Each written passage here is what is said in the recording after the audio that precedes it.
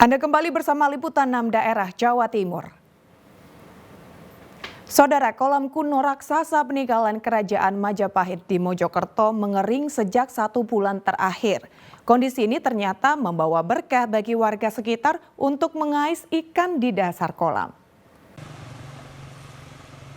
Kolam Segaran yang merupakan kolam kuno peninggalan Kerajaan Majapahit di Desa Trowulan, Kabupaten Mojokerto kondisinya mengering seiring dengan musim kemarau berkepanjangan. Kini kolam seluas 3 kali lapangan sepak bola menjadi berkah bagi warga sekitar untuk mencari ikan. Dengan menebarkan jaring, warga mengais ikan mujair di dasar kolam. Kolam yang berfungsi untuk mengairi sawah sejak zaman Majapahit abad 14 Masehi ini mengering sejak 1 bulan terakhir. Sebelumnya kolam tak pernah mengering meski hanya mengandalkan air hujan. Cari ikan. Cari ikan. Ya. Berapa orang, Pak? 3 orang. 3 orang. Ya. Itu pakai jala atau apa? Pakai jaring. Pakai jaring. Ya. Caranya gimana, Pak? Ya, caranya ditarik dikelar dulu lah, harus ditarik.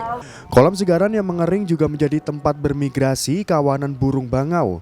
Setiap hari kubangan air yang tersisa dipenuhi kawanan burung bangau untuk mencari makan. Diak Eko Purwoto melaporkan dari Mojokerto. Sementara itu, saudara, kemarau panjang membawa berkah bagi para petani garam di Kecamatan Sedati, Kabupaten Sidoarjo. Pasalnya, terik panas matahari membuat hasil panen garam lebih maksimal. Cuaca panas ekstrim membawa berkah bagi para petani garam di Kecamatan Sedati, Kabupaten Sidoarjo. Panas terik matahari membuat panen garam menjadi lebih cepat. Muhammad, salah satu petani garam, mengatakan satu petak tambak garam seluas 2.100 meter persegi bisa menghasilkan rata-rata 250 karung garam. Dengan berat per karung mencapai 50 kg. Dalam 1 bulan sekitar 12 ton garam bisa dipanen. Sekali panen itu bisa sampai berapa sak, Pak Mat? 1.000. 1.000 sak? Iya, 1.000 sak. Itu dari 4 tambak ini ya? Iya. Oke. Satu saknya sih berapa kilo, Pak Mat? Sebitak. Oh. 9 kilo. Ya. Itu masa anunya berapa hari? 11 hari. 11 hari sudah bisa panen ya? Iya. Dari mulai itu. Iya. Oke. Berarti kan ini berkah musim kemarau ya? Iya. Siap. Harga garam di tingkat petani saat ini per karung dijual Rp90.000 hingga Rp95.000.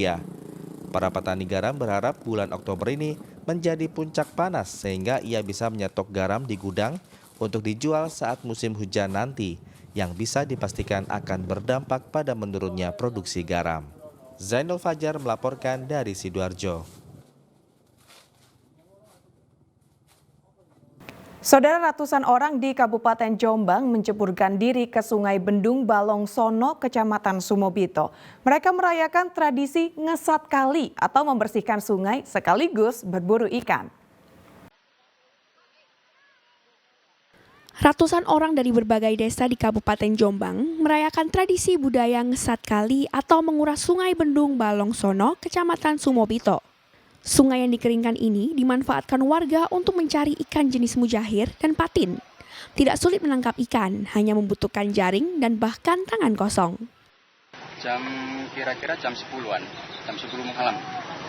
Di sini? Iya, jam 10 malam di sini sampai sekarang. Dapat berapa kilo perkarnya, Pak? Kira-kira 20 sampai 25. Ikan hasil tangkapan selain dijual juga untuk diolah dan dimasak sebagai santapan bersama keluarga. Ini kurang lebih ada 10 kiloan. Dari jam berapa tadi di sini? Saya ke sini tadi jam kurang lebih setengah 6 lah. Pagi berarti? Pagi. Mas, ini ikannya rencananya dibuat apa, Mas? Rencananya buat keluarga dimakan sendiri. Pengeringan bendung ini dilakukan setiap tahun sebagai salah satu cara untuk membersihkan sungai sebelum datangnya musim hujan. Dwi Mujiarso melaporkan dari Jombang.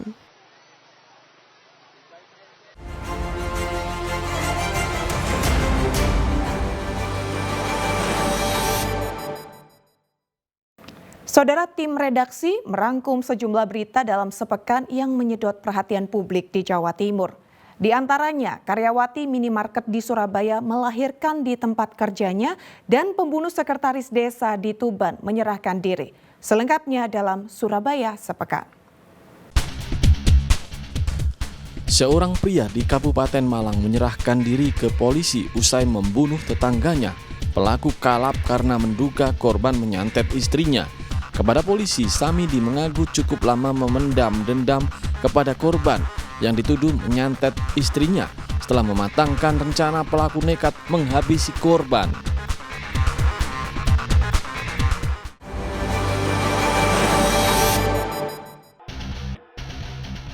Pembalap liar di Mojokerto menabrak minibus parkir. Akibatnya korban kritis, sedangkan motornya hancur dan minibus ringsek.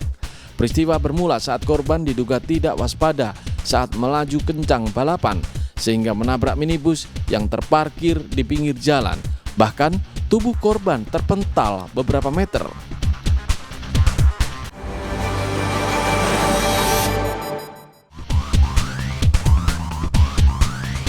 Nenek di Bondowoso tewas tertembak senapan angin cucunya. Peristiwa terjadi saat sang cucu bermaksud menembak buah kelapa untuk mencoba senapan angin yang baru diperbaikinya. Tak disangka saat pelatuk ditarik, korban lewat di depannya hingga tertembak. Nyawa korban tidak tertolong dalam perawatan di rumah sakit usai kepalanya tertembus peluru. Polisi telah memeriksa pelaku dan sejumlah saksi karena diduga ada unsur kelalaian.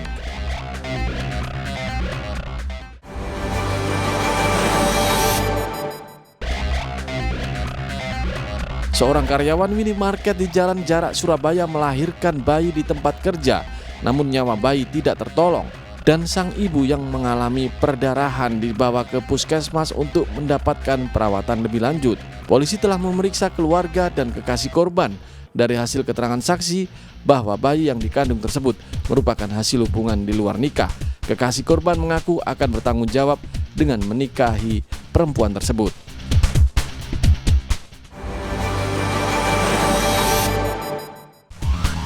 Pembunuh sekretaris desa di Kabupaten Tuban menyerahkan diri ke Polres Tuban.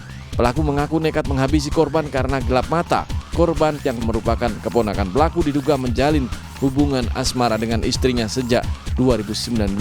Pelaku menabrak korban dengan mobil pickup sewaan, kemudian menganiaya menggunakan senjata tajam.